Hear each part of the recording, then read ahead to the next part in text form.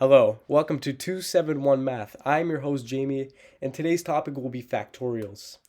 So, what is a factorial? A factorial is the number of unique ways to arrange n items in a group, where n is any positive integer, including 0, and it is denoted by an exclamation point.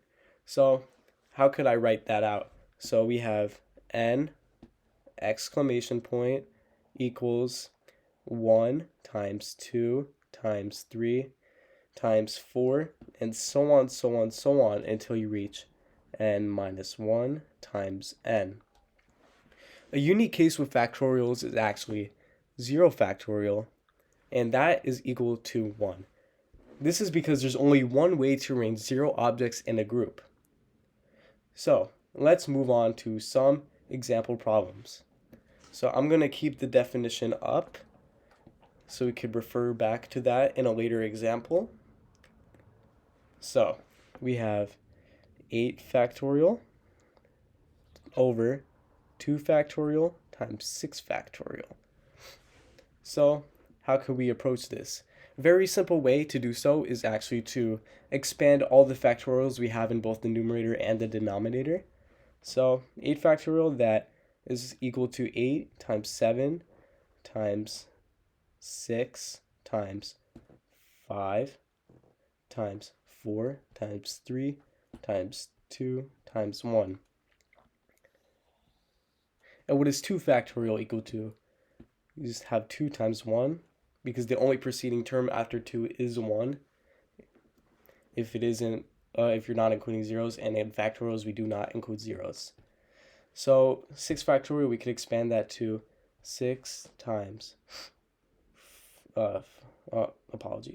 6 times 5 times 4 times 3 times 2 times 1. So what can we do here? We could cancel out all the like terms we have. So we don't have an 8 in the denominator or a 7 in the denominator, but we do have a 6, a 5, a 4, a 3, a 2, and a 1. So we are left with 8 times 7 over 2 times 1. 8 times 7 is equal to 56. 2 times 1, that is equals to 2. And we could simplify this even further to get just 28. And that will be our final answer. 8 factorial over 2 factorial times 6 factorial is equals to 28. So our next example isn't going to include numbers. We have to refer back to our definition. So this example is n factorial over n minus 1 factorial. So referring back to this definition, we can rewrite n factorial as 1 times 2 times 3 times 4 times so on, so on, so on, until n minus 1 times n. And we can rewrite n minus 1 factorial in a very similar fashion, but we don't include n because we're only taking n minus 1 and its preceding terms. So we can rewrite this as 1 times 2 times 3 times 4, so on, so on, so on, until n minus 1. And here, very simply, we cancel all common terms. A shortcut, you could just do a big line over what you have in common. And now you're just left with n over 1, which is equals to n. So we have one more example over this. After this, apologies.